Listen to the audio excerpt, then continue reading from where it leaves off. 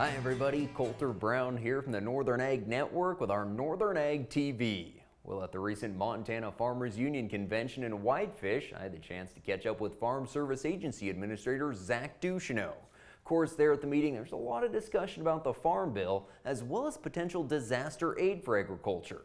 Ducheneaux said they're just waiting for Congress to move on both, but in the meantime, they're working with states to be ready if and when Congress decides to allocate funds for disaster aid. We're hearing conversations about maybe a disaster supplemental similar to what ERP was in the last few years.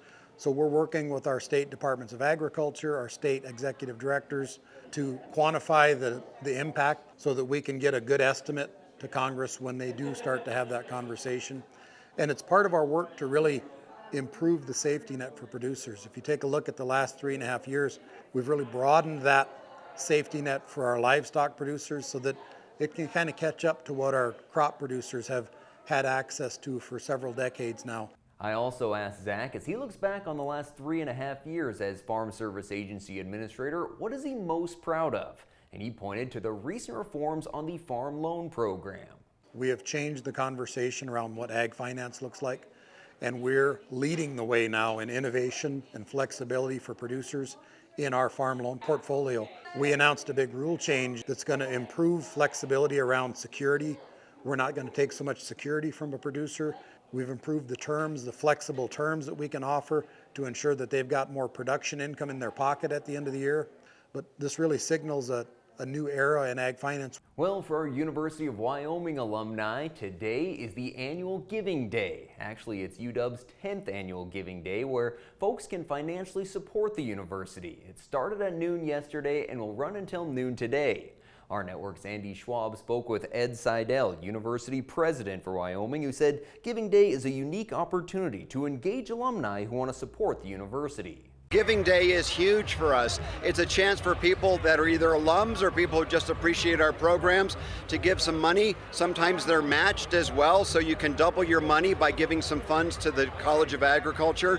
And it makes a huge difference because it allows the dean and the students and the faculty to go further to do more that helps advance the state.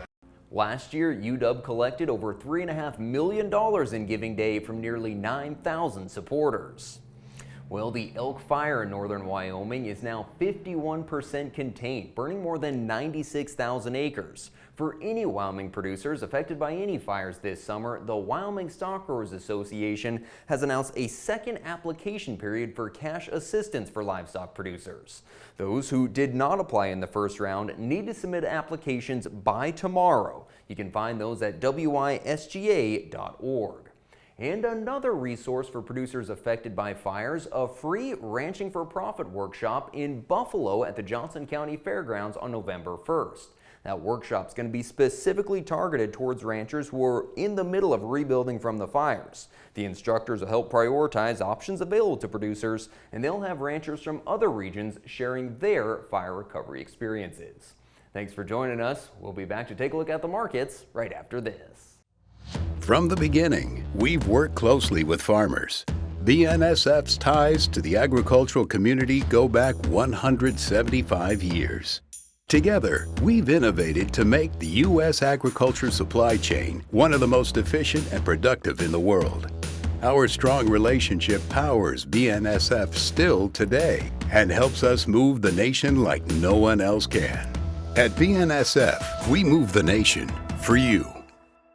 Well, thanks for coming back for the markets, folks. As we look at the cattle futures, they had a tough Wednesday, losing a lot of Tuesday's gains after news broke of an E. coli outbreak at some McDonald's locations.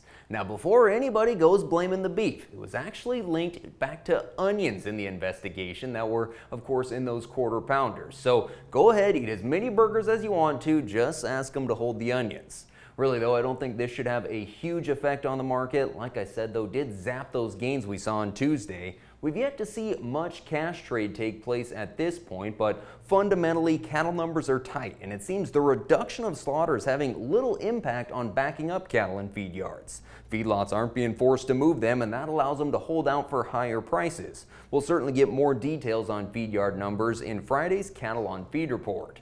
Moving into our local auction, steady to higher prices on the calves in Miles City with a lot of demand for those lightweight calves that run on wheat pasture. Seems like we've seen a lot of 3-weight selling this year. Those 3-weight steers in Miles City brought $390 to $430, light 4-weights $360 to $374, 5 to 5.5 weight steers from $303 to $316.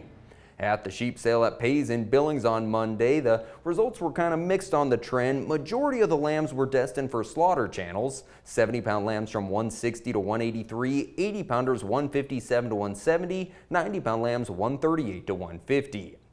And kind of a quiet week here for the wheat market, not getting much support from the rally in the corn and beans. Recent rains may have limited some of the upside, but Russia has lowered their estimates for the 2025 wheat crop, so we could continue to see world wheat supplies fall over the next year. Also, the Russian government is switching gears, trying to slow exports now.